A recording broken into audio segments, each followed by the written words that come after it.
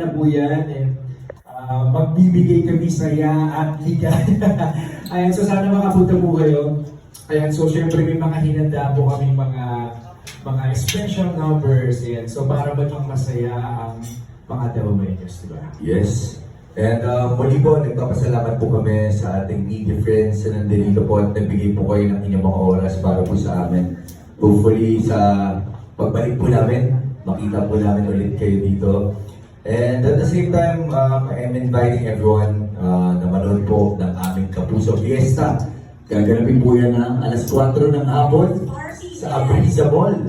Kaya magkita-kita po tayo dyan dahil magta-topless po mamaya si Kim Perez sa stage. At magsasayaw ng water.